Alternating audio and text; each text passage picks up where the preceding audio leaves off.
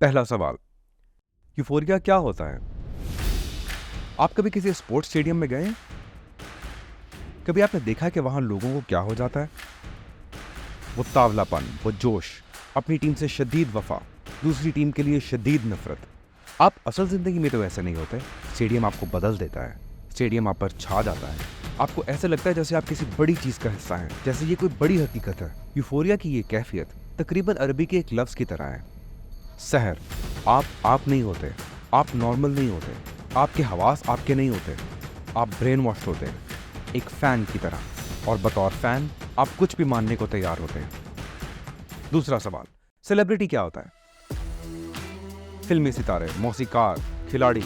कभी सोचा है कि आपको ये क्यों पता है कि आपके पसंदीदा क्रिकेटर की शादी किससे हुई? इससे आपको क्या फर्क पड़ता है? ज्यादातर सेलिब्रिटीज आपके लिए अजनबी हैं, तो इस एक अजनबी की जिंदगी आपके लिए इतनी अहम कैसे हो गई? वो ऐसे कि एक सेलिब्रिटी का अक्स बाकायदा मैनेज करते हैं मार्केटिंग प्रोफेशनल्स, माहिर अवलागियात और इमेज कंसल्टेंट्स। ये लोग जानते हैं कि आपकी हसरतों और जहनी कमजोरियों को कैसे इस्तेमाल करना है ताकि आप उस सेलिब्रिटी को फॉलो करें और उनको स्पॉन्सरशिप मिल सके।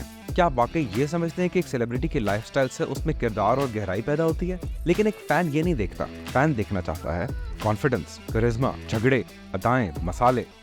तीसरा सवाल, क्या होगा जब आप यूफोरिया से भरे एक क्राउड को यह बताएं कि एक सेलिब्रिटी मुल्क चला सकता है?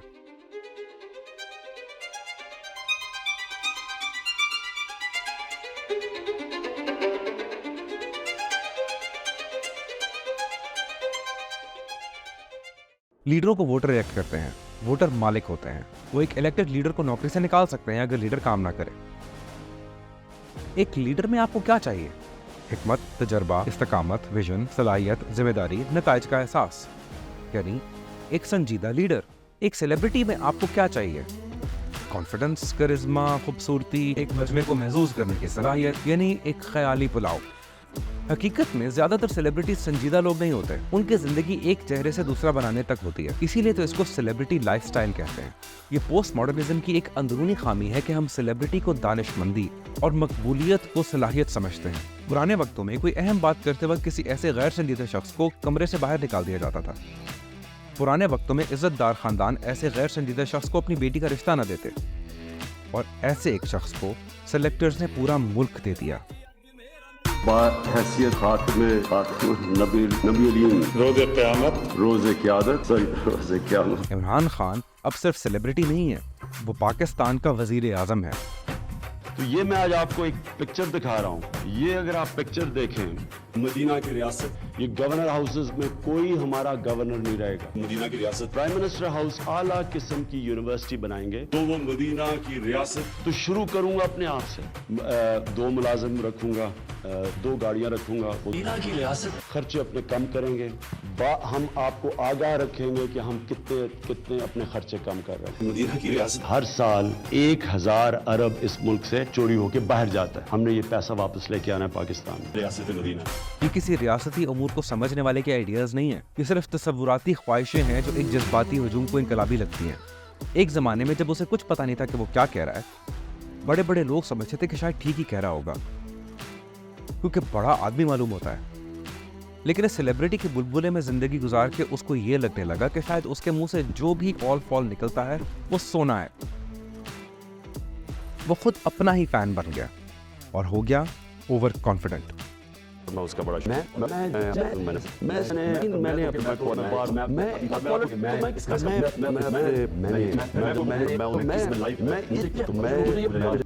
मसला दुनिया के साथ ये है कि ज़हीन लोग झिझक से भरे हैं और बेवकूफ लोग कॉन्फिडेंस से। उसने जैसे अपने दिमाग में एक हसरत सी बना रखी थी कि वजीर आजम की कुर्सी पे बैठना कैसा होगा, और अब जबकि वो असल में उस कुर्सी पे बैठा है, उसे कुछ नहीं पता कि क्या करना है, बस उसको जो सूझ रही है छोड़ रहा है। लेकिन क्राउड को तो यूफोरिया चढ़ा है, उनके मसीहा की हुकूमत है, उनको असल में यकीन है कि वो ये सब करने की सलाहियत रखता है। उनका यकीन इतना अंधा है कि कोई मुखालिफ सबूत देखकर भी मानने से इनकार कर दें। उनको हकीकत नहीं, सेलिब्रिटी चाहिए। एक सेलिब्रिटी आपको एक अक्स बेच सकता है कि वो एक सादा सा आदमी है जो फर्श पे सो सकता है और आम आदमी वाला खाना खा सकता है और साइकिल पे दफ्तर जा सकता है। लेकिन क्योंकि आप यूफोरिया में हैं, आप देखेंगे ही नहीं कि वो हर रोज हेलीकॉप्टर पे दफ्तर जाता था और हर वीकेंड नथिया गली भी। और ये खर्चा आपको कितने का पड़ा? 98 करोड़ 40 लाख का।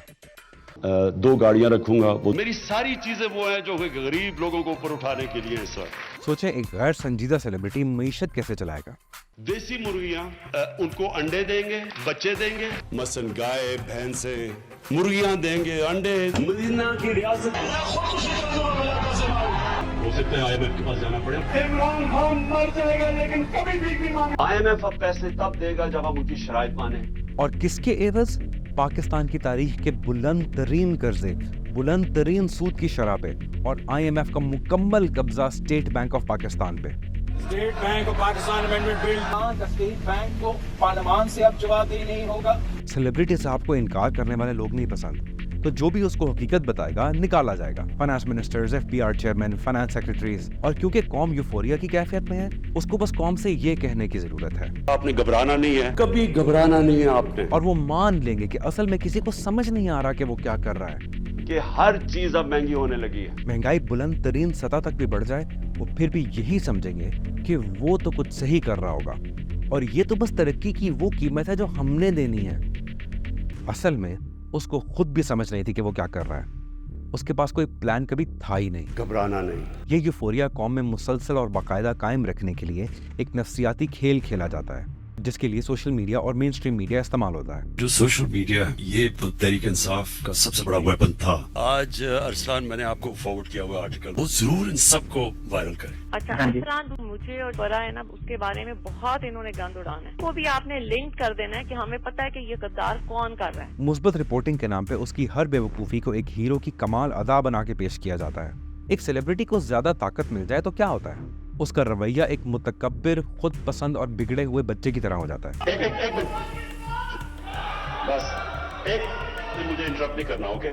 साथ वालों ने पकड़ के उसको बाहर निकाल देना अगर किया। कोई जर्नलिस्ट आप पर तनकीद करे, उससे बदतमीजी होगी, गालियां पड़ेंगी, कैंसिल हो जाएगा, निकाला जाएगा, पिटेगा, अगवा होगा या गोली तक मार दी जाएगी। और ये सब किस लिए? क्या पाकिस्तान बहुत तरक्की कर गया? क्या उसने पाकिस्तान का नाम दुनिया में रोशन कर दिया? अरे छोड़ो, देखो उसको मिलानिया कैसे ताड़ रही थी। ये मत देखो कि उसने मुल्की ताल्लुकात बिगाड़ दिए USA, टर्की, मलेशिया और सऊदी अरब के साथ। मत देखो कि उसने CPEC को सुस्त करके चाइना को नाराज कर दिया। भूल जाओ कि वो तालिबान से हमदर्दी करता है जो हमारे बच्चों के कातिल हैं। Different groups which form the TTP. We have talks with some of them To lay down their arms. and then we forgive them and they become normal citizens. Pakistan euphoria में था, बाकी दुनिया नहीं थी, और हमारे दुश्मनों ने इसका फायदा उठाया।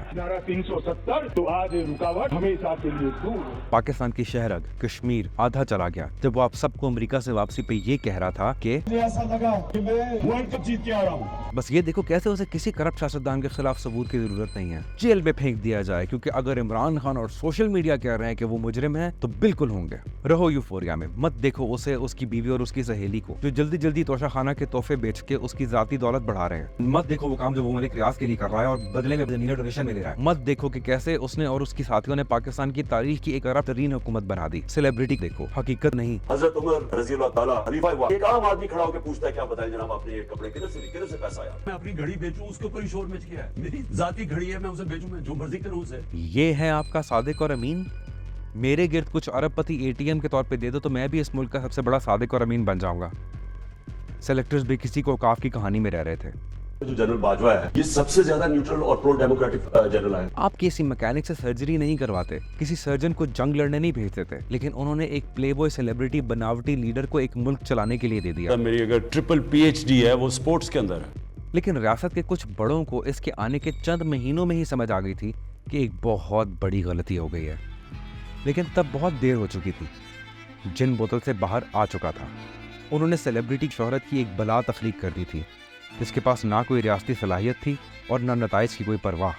लेकिन पाकिस्तान अब दिवालिया के खतरे में था। एस्टैब्लिशमेंट ने आखिरकार फैसला किया कि अब वो न्यूट्रल है। सिलेक्टेड वजीर आजम आखिरकार वापस पार्लियामेंट के नीचे आया और पार्लियामेंट ने उसे नौकरी से निकाला। Welcome back to पुराना पाकिस्तान। और सेलिब्रिटी साहब का रद्द अमल एक जिद्दी खिलाड़ी की तरह, एक रोंदू की तरह। न्यूट्रल सिर्फ जानवर होते हैं। उनकी डिसेलेक्ट करने की हिम्मत कैसे हुई? वो क्या ये समझते हैं कि रियासत खान से बड़ी है? अगर खान नहीं तो पाकिस्तान नहीं। अब वो एक नया नैरेटिव बनाएगा जो ऐसे बिकेगा जैसे उसका आज तक कुछ नहीं बिका। वो सुकून के साथ बन जाएगा एंटी एस्टैब्लिशमेंट। मीर जाफर और मीर सादिक इन्होंने किन के साथ मिलकर आज इस मुल्क को यहाँ खड़ा किया। अब वो अपनी मकबूलियत का पट्टा खोल के उसको एक हथियार बना देगा। वो अपने अंधे फॉलोअर्स को ये सिखाएगा कि अब एस्टैब्लिशमेंट के खिलाफ होना काफी नहीं है, रियासत के खिलाफ हो जाओ। अब एक बौखलाई हुई कौम बेबसी से उसको यूफोरिया और गुस्से से भरे फॉलोअर्स को बगावत तक ले जाते देखेगी और कौम तबाह हो जाएगी।